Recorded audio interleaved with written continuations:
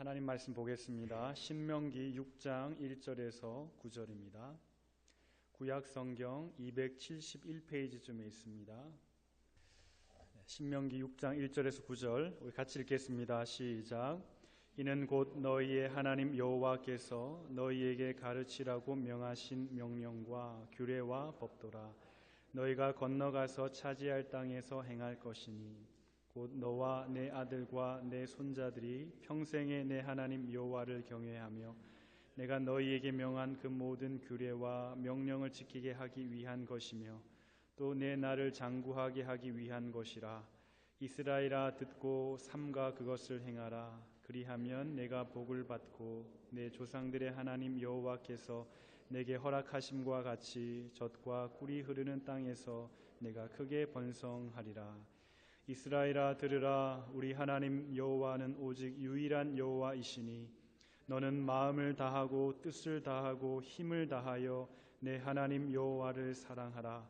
오늘 내가 내게 명하는 이 말씀을 너는 마음에 새기고 내 자녀에게 부지런히 가르치며 집에 앉았을 때에든지 길을 갈 때에든지 누워 있을 때에든지 일어날 때에든지 이 말씀을 강론할 것이며 너는 또 그것을 내 손목에 매어 기호를 삼으며 내 미간에 붙여 표로 삼고 또 내 집 문설주와 바깥문에 기록할지니라. 아멘. 네, 오늘은 어린이 주일입니다. 앞으로 교회와 하나님의 나라는 물론이고 또 이 나라와 민족과 또 국가를 책임지고 이끌고 나가야 할 우리 다음 세대들을 위해서 기도하고 또 관심을 하나님께 드리기 위해서 우리 한국교회는 매년 5월 첫째 주일을 어린이 주일로 지키고 있습니다. 우리가 함께 읽은 신명기 6장 말씀에서도 하나님께서는 우리 다음 세대들을 말씀으로 부지런히 가르치라고 우리에게 말씀해 주셨습니다. 결혼을 하고 가정을 이루어서 그 가정 안에서 경건한 자녀들을 낳아서 다음 세대를 믿음과 말씀으로 양육하는 것, 그것이 하나님이 사람들에게 특별히 우리 성도들에게 주신 사명이요 또 해야 할 일인 것입니다. 하지만 여기저기에서 다음 세대를 걱정하는 말들을 우리가 많이 듣게 됩니다. 특히 신앙의 관점에서 볼 때에 요즘 걱정되는 부분이 한두 가지가 아닙니다. 우선 아이들이 많이 태어나지 않아서 주일학교가 점점 줄어들고 있고 한 세대만 흘러도 교회가 어떻게 될 것인가에 대해서 많은 고민과 염려가 우리들에게 있습니다. 그리고 사회적으로 종교적으로 이 땅이 좀 다원화되고 또 상대적인 생각들이 많이 생겨나서 기독교 신앙이 크게 도전을 받고 있습니다.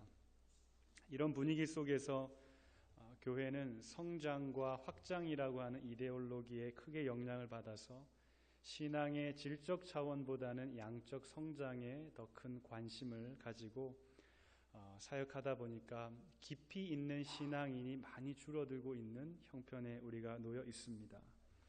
이런 분위기 속에서 우리는 우리의 자녀들을 어떻게 신앙으로 양육해야 할까 우리가 고민할 수밖에 없는 것입니다.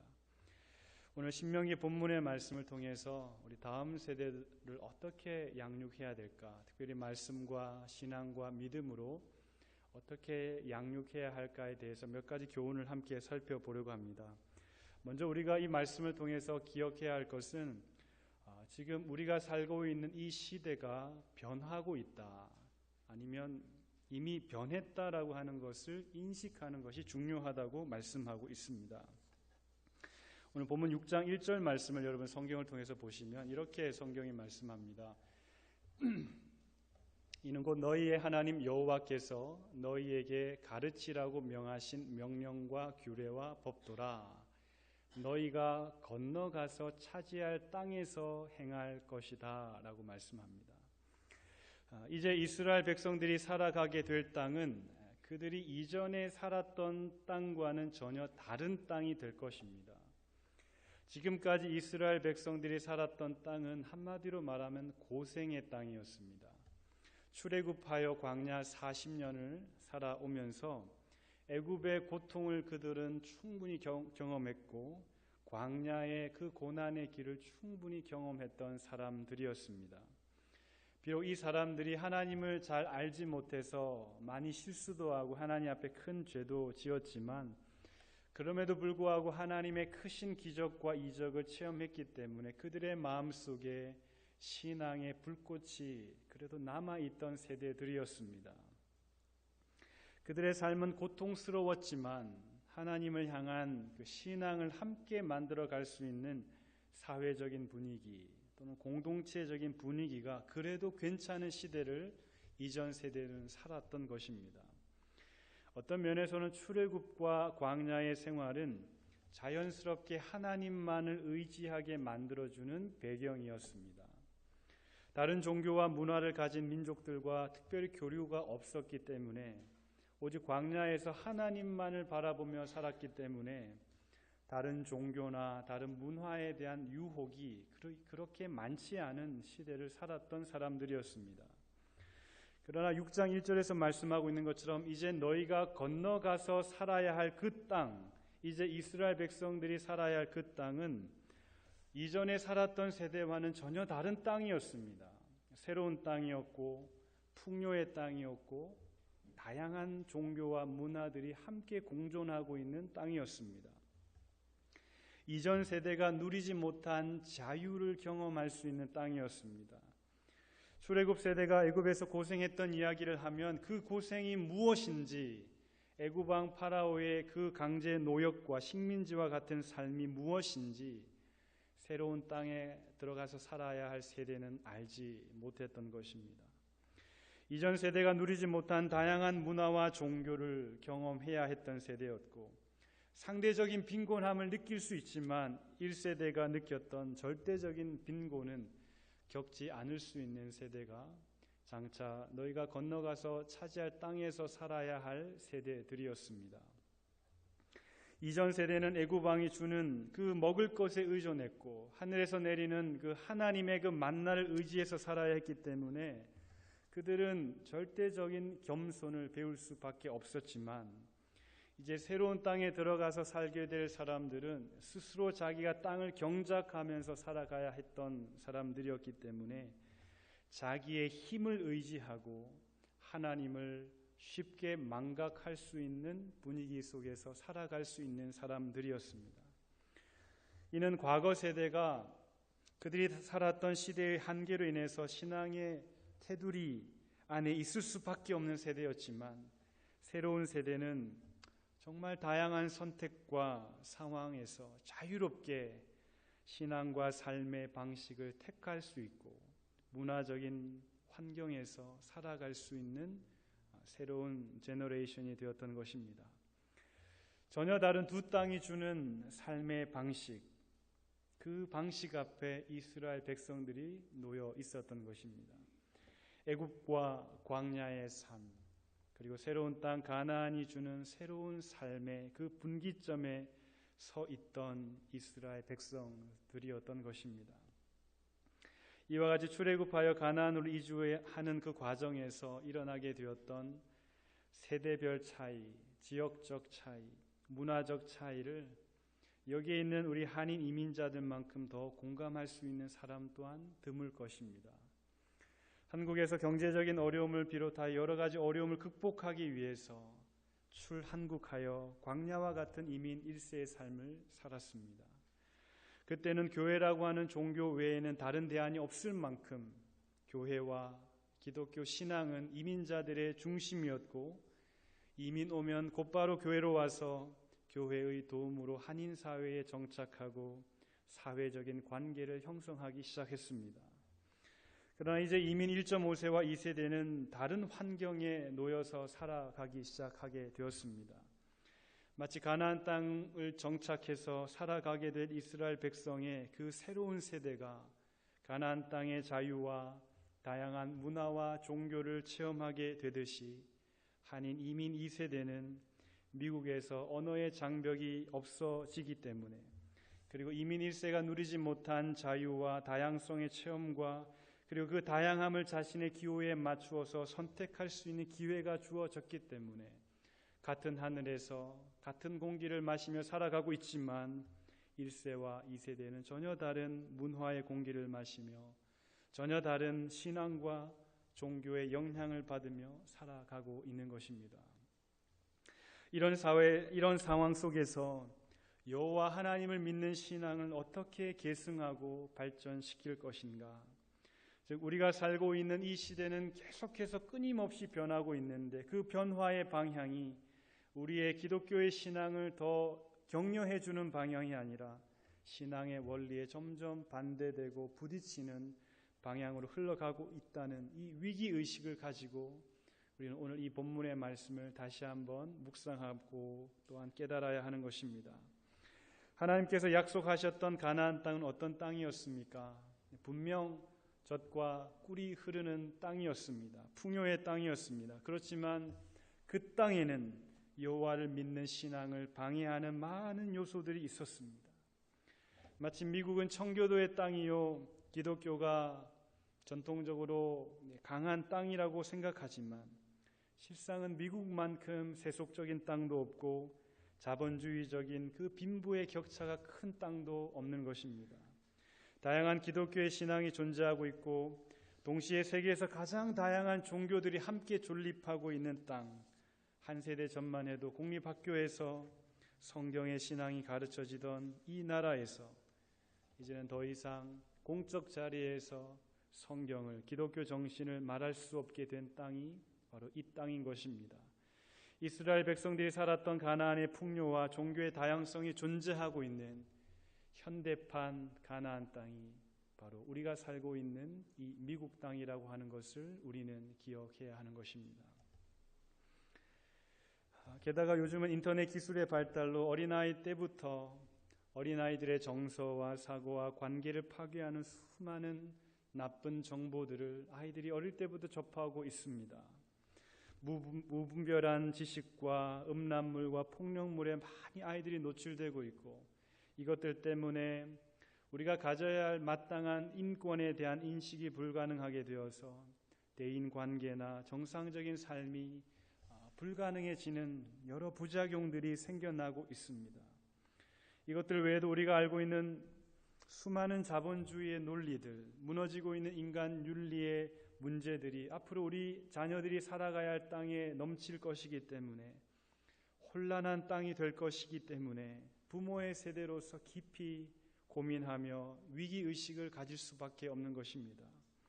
이러한 시대를 우리가 살고 있기 때문에 우리의 자녀들과 후손들이 저절로 신앙인이 될 것이다, 저절로 믿음이 좋은 아이로 성장할 것이다 라고 하는 것만큼 오해가 없는 것입니다. 그래도 할아버지 할머니부터 믿은 신앙의 몇 대 집안이니까 우리 아이들이 믿음으로 성장하겠지, 목회자의 집안이니까 우리 집안에 믿는 사람들이 많으니까 우리의 자녀들이 자연스럽게 신앙인으로 커가겠지라고 생각하는 것은 너무나도 잘못된 생각이라는 것입니다. 옛날이면 가능했을지도 모르겠습니다. 옛날에는 다른 지식과 다른 문화와 다른 세상을 접할 수 있는 기회가 많이 없었습니다. 그래도 한 세대 전만 해도 가정의 영향, 가풍의 영향, 가정의 교육이 이루어졌기 때문에 자녀들이 믿는 신앙인의 집에서 성장만 해도 그래도 자연스럽게 신앙을 배울 수 있었습니다. 그러나 우리가 살고 있는 이 지금 세대는 이전 세대가 경험하지 못한 적어도 우리의 기독교의 신앙과 말씀의 그 믿음을 계승해서 발전시켜 가기에는 너무나도 큰 장애물들이 곳곳에 놓여 있고 가정의 기능이 축소되고 있고 세상의 영향들이 수많은 영향들이 쏟아지고 있기 때문에 아이들이 저절로 특별히 관심 가지지 않아도 그냥 자연스럽게 신앙을 가질 것이다 라고 하는 것은 우리가 정말 경계해야 하는 생각인 것입니다. 자, 이러한 위기의식을 가지고 우리는 어떻게 우리의 자녀들을 믿음으로 양육해야 할 것인가? 오늘 말씀을 통해서 두 가지를 보려고 하는데요. 첫 번째로는 참된 진리 되시는 여호와 하나님을 우리가 다시 한번 붙잡아야 한다라는 사실입니다. 6장 4절 말씀을 여러분 보십시오. 이렇게 말씀합니다. 이스라엘아 들으라. 우리 하나님 여호와는 오직 유일한 여호와이시다라고 말씀합니다. 이는 다양한 종교와 우상들이 범람하고 있는 그 가나안 땅에서 이스라엘이 기억해야 할 것은 오직 우리가 믿는 하나님 여호와만이 참되신 하나님이라고 하는 그 진리의 말씀을 붙잡아야 한다는 것입니다. 내가 믿는 하나님이 최고의 신이시요 진리의 말씀이요 영원한 구원과 생명이 되시는 분은 오직 한 분, 하나님 여호와라는 사실을 믿음으로 확신하는 삶을 살아가야 한다는 것입니다. 왜 우리가 하나님만을 붙잡아야 합니까? 그것은 하나님 안에만 참된 진리가 있고 생명이 있고 구원과 영원한 복이 있기 때문에 우리는 하나님만이 참된 진리요 구원의 길임을 우리가 믿습니다. 우리가 십계명 1번에 이렇게 하나님 말씀하셨지요. 나 외에 다른 신들을 내게 두지 말라. 내 옆에 두지 말라. 하나님께서는 하나님 외에 여러 우상들을 내 옆에 두지 말라고 말씀하셨습니다. 여러 신들 가운데 그 중에 하나로 나를 믿지 말라는 것입니다. 하나님은 하나님에게만 돌려야 할 그 영광을 다른 신들과 공유하기를 가장 싫어하셨기 때문에 십계명 가운데서도 가장 첫 번째에 나 외에 다른 신들을 내 옆에 두지 말라고 이스라엘 백성들에게 명령하셨습니다. 성경에서는 타락한 천사와 사탄의 존재를 말하고 있습니다. 악한 영이 분명히 존재합니다. 그리고 그 악한 영은 제한적이지만 신적인 능력을 행할 수 있는 그 능력이 사탄에게 있습니다. 그래서 그 능력으로 사람들의 마음을 유혹합니다. 하나님의 신비한 뜻 가운데, 하나님의 신비한 섭리 가운데 사탄이 활동하고 있지만 드러나는 모습을 통해서는 사람들이 미혹될 만한 충분한 능력을 악한 영들이 가지고 있습니다. 욥기 1장과 2장을 보면 사탄이 욥을 시험합니다. 시험하는데 사탄이 어떤 능력을 보여주는가? 사람들의 마음을 충동해서 악인들을 보내 의인들을 시험하게 만들 만큼 사탄은 사람들의 마음을 움직이는 힘이 있습니다. 심지어 하늘에서 불을 내려 짐승들을 모두 죽일 수 있는 그런 초자연적인 능력을 사탄이 행하고 있다는 것을 욥기에서 말씀하고 있습니다. 게다가 큰 바람을 일으켜서 자연 환경에 그런 이적을 일으키기도 합니다. 심지어 욥에게 질병을 일으켜서 사람으로 하여금 큰 고통을 당하게 만드는 힘 또한 악한 영들이 가지고 있음을 욥기에서 말씀하고 있습니다. 그래서 사람들이 이와 같은 신적인 능력을 보면 마음이 현혹됩니다. 사탄은 가나안의 신들로 위장해서 수많은 종교와 우상들로 위장하여 그 우상들을 만들어냈고 그 우상들의 이름으로 제한적이지만 그럼에도 불구하고 사람들이 충분히 미혹될 만한 많은 기적을 보여주었기 때문에 사람들은 우상을 섬기고 많은 종교들이 가능했던 것입니다. 또한 이것이 가능했던 이유는 타락한 사람의 그 영혼이 어두워져서 참된 진리와 참된 신성을 구분하지 못했기 때문에 거짓 영들이 활개치고 다녀도 이것이 거짓인지 참인지를 분별할 수 있는 능력이 부패한 심령 가운데 없기 때문에 속아서 우상을 섬기게 되었던 것입니다. 그러나 신성의 참된 능력은 그런 이 땅의 질병의 치유나 이 땅의 형통함에 대한 것이 아니라 이 세상을 창조하게 하신 그 창조의 능력이요, 이 세상에 겪고 있는 수많은 죄와 악을 심판하시고 그들로부터 구원하시는 능력이요, 이 세상을 완성하여 영원한 복락의 세상을 이루시는 회복의 능력, 이 모든 것이 함께 제시되고 함께 경험될 수 있는 완전하고 거룩하고 영원하며 변하지 않는 그 능력이야말로 진정한 신성이요, 이 신성의 능력을 가진 분은 오직 우리가 믿는 삼위일체 하나님 한 분밖에 없다라는 것입니다. 그러나 우리가 기억해야 할 것은 세상의 영들도 사람들이 유혹될 수 있을 만한 신적인 능력을 보여줄 수 있기 때문에 사람이 유혹됩니다. 특히 사람들의 타락한 죄성과 이 땅에 필요한 이 세속적인 이적들을 보여주기 때문에 사람들의 마음이 더 그쪽으로 유혹되게 되어 있는 것입니다. 다양한 종교가 존재한다는 것은 그만큼 우리의 부패한 심령이 곁눈질을 할 수 있는 가능성이 더 많아졌다는 의미이고, 그래서 비진리에 유혹되고 영원하지 못한 일시적인 가르침에 우리의 영혼을 내어줄 수 있는 위험한 세상이 되고 있다라고 하는 것을 우리가 기억할 때, 우리가 다시 한번 참된 진리이신 하나님만을 붙잡는 것이 이 악한 세상을 살아가는 우리에게 가장 중요하게 다가오는 우리의 사명이라고 하는 것입니다. 그러므로 우리의 신앙을 위협하는 땅을 살아가는 우리가 참된 진리이신 하나님을 더 붙잡기 위해서는 5절에서 말씀하고 있는 것처럼 전 인격을 다해 하나님을 사랑해야 하는 것입니다.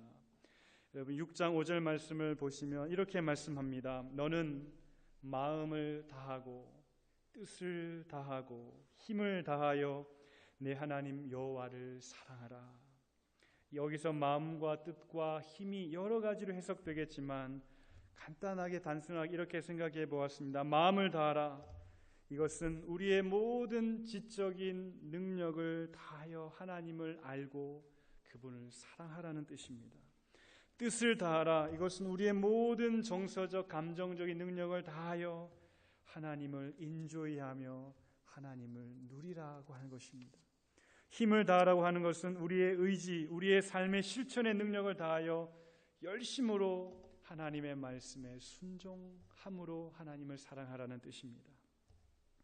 우리는 이 땅에서 여호와 하나님을 믿는 신앙을 유지하고 신앙을 발전시키기 위해서 지성과 감성과 우리의 손과 발을 상징하는 열성을 다하여 하나님을 사랑하라는 것입니다.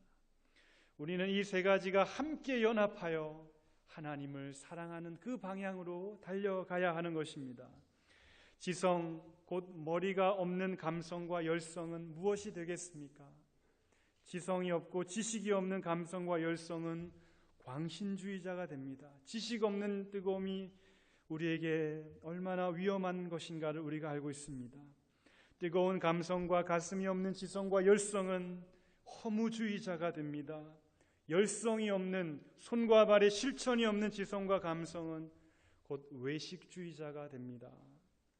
머리는 곧 성경 말씀에 대한 깊은 이해이고 감성은 하나님과의 친밀한 만남이 있는 기도이며 열성은 그리스도인의 삶의 윤리와 복음 전도의 삶인 것입니다. 말씀과 기도, 삶이라고 하는 이 세 가지의 기둥으로 우리의 신앙과 하나님을 향한 사랑을 세워갈 때에 이 땅에 우리가 살아가는 승리하는 신앙이 될 수 있다는 것입니다. 하나님을 아는 풍성한 지식을 우리가 놓치게 되면 우리는 진리를 분별할 수 없습니다. 진리를 분별하지 못하게 되면 이단이나 타 종교의 가르침을 분별할 수 없어서 이단과 타 종교의 유혹에 쉽게 유혹될 수 있고, 설사 그렇지 못하다 하더라도 우리의 신앙의 깊이가 너무나도 얕아서 쉽게 흔들릴 수밖에 없는 신앙이 될 수밖에 없는 것입니다. 우리가 감성을 놓치게 되면 우리가 믿는 신앙생활에 흥미가 없어지기 때문에, 즐거움이 없어지기 때문에 신앙에 무기력함이 찾아오게 됩니다. 열성과 실천을 놓치게 되면 우리가 믿는 신앙을 이 땅에 증거할 수 없기 때문에 우리는 무력한 그리스도인이 될 수밖에 없습니다. 그러므로 시대가 변하고 있는 이때야말로 어느 때보다도 균형 잡힌 신앙, 지성으로 예리하고 감성으로 뜨겁고 열성으로 부지런한 성도가 되는 것이 이 영적 가나안 땅을 살아가면서 우리의 신앙을 지켜갈 수 있는 길이라고 하는 것을 우리가 기억해야 합니다.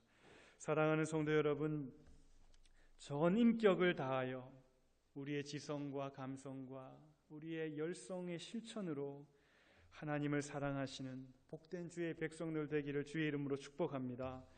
신앙의 절름발이가 되지 말고 지식과 뜨거움과 실천으로 하나님을 사랑하는 것이 이 땅을 살아가는 그리스도인의 첫 번째 사명이라면 우리에게 주어진 두 번째 책임이 하나 더 있습니다. 그것은 우리가 가진 신앙을 다음 세대에게 부지런히 전달하는 것입니다. 우리 한번 따라 해볼까요? 신앙은 전달되는 것입니다. 한 번 더 해보겠습니다. 신앙은 전달되는 것입니다. 여러분, 그림을 보면 옹기라고 하는 한국의 전통 그릇이 있습니다. 여러분 집에 혹시 가지고 계신지 모르겠습니다. 이 옹기를 만드는 기술을 가진 사람을 옹기장이라고 합니다. 옹기를 만드는 장인이라 해서 옹기장이라고 한다고 합니다. 이 옹기를 만드는 기술이 매우 보존할 가치가 있어서 중요 무형 문화재 96호로 지정이 되어 있다고 합니다. 그런데 문제는 최근에 와서 이 옹기를 만드는 기술을 전수받은 사람이 하나도 없어서 옹기를 만들 수가 점점 없어지게 된다고 합니다.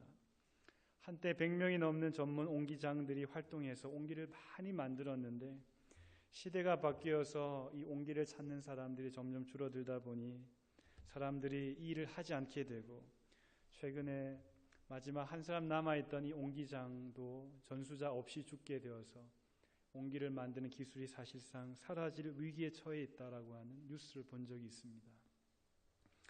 기술도 장인을 통해서 다음 세대에 전달되어야 하고 그것이 실패할 경우에 그 좋은 기술이 사라질 위기에 처하게 되는 것처럼 시대적으로 점점 악해져 가는 이때에 성도들이 정말 수고해야 할 것은 우리의 신앙을 다음 세대에 전수하고 전달하는 책임이라고 하는 것입니다.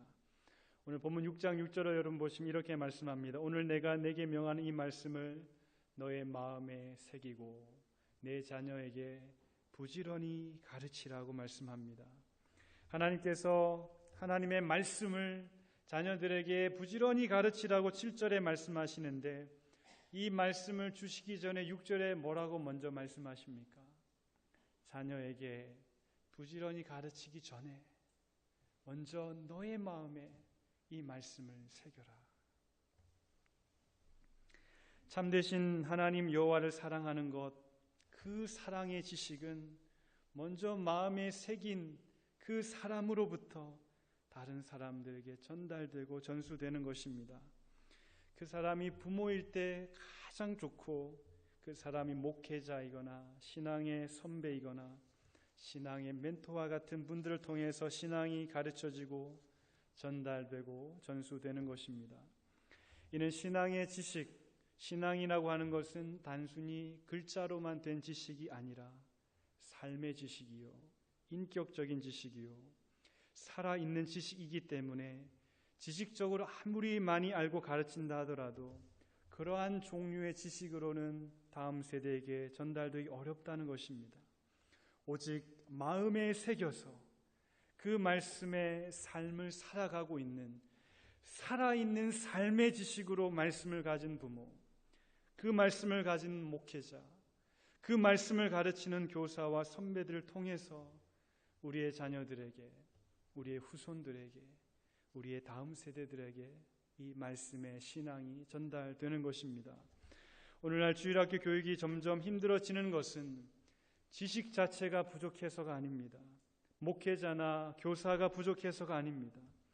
그 어느 때보다도 지식을 가르칠 수 있는 주일학교와 목회자와 교사와 프로그램들이 많이 있습니다. 그러나 왜 지식이 전달이 되지 않습니까? 그 지식을 말로만 가르치기 때문에, 인격으로, 삶으로, 사랑으로 가르치지 못하기 때문에 사랑 없는 지식, 삶이 없는 교훈, 인격적인 관계가 없는 그러한 말로는 신앙은 전달되지 못하기 때문에 요즘 최근 주일학교 교육이 우리 다음 세대가 신앙의 위기를 맞고 있는 것입니다. 사사기 2장 말씀에 이 신앙 전수에 실패한 세대에 대한 설명이 나와 있습니다. 여호와의 종 눈의 아들 여호수아가 110세의 죽음에 그 세대 사람도 다 그 조상에게로 돌아갔고 그 후에 일어난 다른 세대는 여호와를 알지 못하고 여호와께서 이스라엘을 위하여 행하신 일도 알지 못하더라. 사사시대는 신앙의 전수에 실패했습니다. 하나님이 누구신지도 모르고 하나님이 우리를 위하여 무엇을 하셨는지에 대한 지식이 없다 보니까 그 결과가 어떻게 되었습니까? 2장 11절 말씀에 이스라엘 백성들이 여호와 목전에서 악을 행하여 바알들을 섬기게 되었다고 말씀합니다. 신앙 전술을 실패하면 우리의 자녀들이, 우리의 다음 세대들이 신앙의 비무장지대에서 살아가는가, 신앙의 중립지대에서 살아가는가? 결코 그럴 수 없습니다. 신앙은 중립지대가 없고 비무장지대가 없습니다. 우리가 우리의 자녀들에게 신앙을 전수하지 아니하면 다른 신앙, 세속신앙, 거짓신앙이 우리의 자녀들의 마음을 채우게 될 것입니다. 아무것도 안 믿고 있다. 지금 교회 나가지 않고 집에만 있다. 신앙을 갖지 않는 것이 아니라 다른 신앙을 가지고 있는 것입니다. 무언가를 믿게 되어 있습니다. 사람의 마음은 무언가를 의지하게 되어 있습니다. 교회 나가지 않고 아무 곳에 나가지 않는다고 해서 신앙이 없는 것이 아니라 말씀으로 채워지지 아니하면 다른 그 무엇으로 채워져 있기 때문에 우리는 우리의 자녀들에게 말씀을 채워야 하는 것입니다. 그러나 신앙 전수에 성공했던 한 사람이 등장합니다. 디모데후서 1장 말씀에 이렇게 말씀하죠. 이는 내 속에 거짓이 없는 믿음이 있음을 생각함이라. 이 믿음은 먼저 내 외조모 로이스와 내 어머니 유니게 속에 있더니 내 속에도 있는 줄을 확신하노라. 즉 디모데는 사도 바울의 영적인 아들이라고 불리는 만큼 바울의 가르침을 받고 바울의 양육을 받았습니다. 사도 바울이 고백하고 있는 것은 디모데는 내가 낳은 영적 아들이라고 이야기하지만 이 말씀에서는 어떻게 말씀합니까? 목회자인 사도 바울로부터 디모데가 믿음을 받은 것이 아니라 누구로부터 믿음을 받았습니까? 디모데의 양육자인 어머니와 외할머니로부터 디모데가 믿음을 받았다고 말씀합니다. 이는 매우 중요한 말입니다.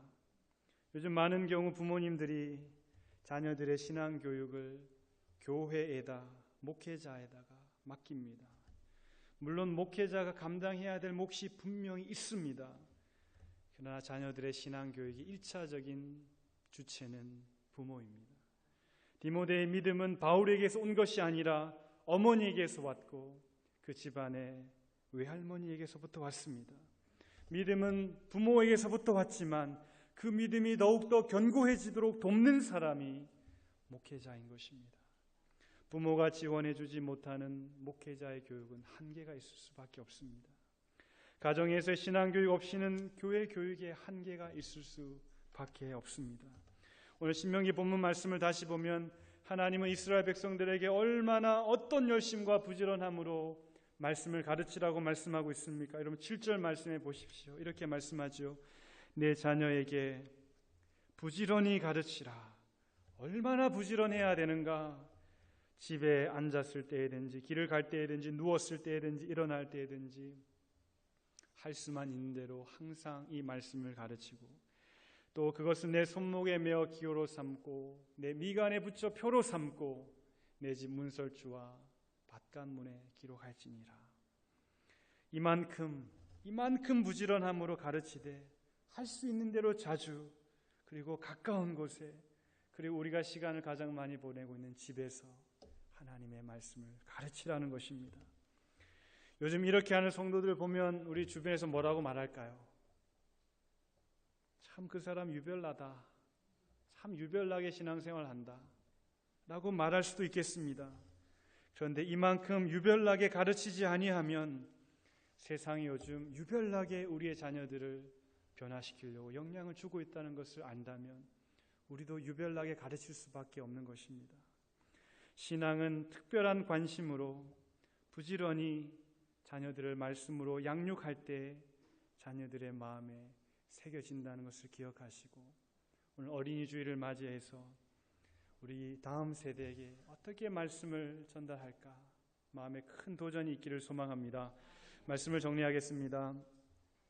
오늘 우리 어린이 주일입니다. 우리는 다시 한번 우리의 다음 세대, 우리의 어린이들, 우리의 다음 세대를 위해서 기도할 수 있는 마음을 갖기를 소망합니다. 우리의 자녀들이 살아가게 될 이 땅, 참 영적으로 매우 혼탁하게 될 것이지만 그럼에도 불구하고 신앙으로 무장을 잘 한다면 말씀으로 잘 양육한다면 오히려 저와 여러분이 속한 이전 세대보다 더 많은 일들을 우리 다음 세대가 할 수 있을 것을 우리가 믿습니다. 왜냐하면 우리 다음 세대는 우리가 갖지 못한 많은 역량들을 가지고 있기 때문입니다. 요즘 선교와 관련해서 한인 2세와 이민교회를 주목하기 시작했다고 하는 이야기를 듣게 됩니다. 왜냐하면 한인 2세와 이민교회는 1세가 가진 언어의 문제가 없습니다. 온 땅을 다녀도 하나님의 말씀을 증거하고 다닐 수 있는 사람들이 되었습니다. 그리고 미국에서 살다 보니까 다양한 문화를 경험합니다. 학교에서, 내가 경험한 모든 사회에서 다양한 인종과 문화들이 함께 공존하고 있는 사회에서 살아가고 있기 때문에 우리 한인 2세들, 이민교회가 앞으로 감당해야 할 수 있는 선교와 하나님 나라의 몫이 잘만 준비된다면 우리 1세보다 훨씬 많은 사역을 할 수 있는 역량을 우리 다음 세대가 가지고 있다는 것을 기억한다면 우리 1세의 책임은 무엇입니까? 신앙을, 말씀을 잘 전수해 주는 것입니다. 그러기에 부모된 우리가, 믿음의 선배된 우리가 먼저 살아있는 신앙의 모범으로 부지런히 다음 세대를 가르쳐야 합니다. 꼭 여러분 기억하십시오. 신앙의 중립지역은 없습니다. 부모된 우리가 자녀들의 마음에 말씀과 신앙으로 채우지 아니하면 그 마음이 빈 공간으로 남아있지 않고 세상이 우리 자녀들의 마음을 채우려고 부지런히 노력할 것입니다.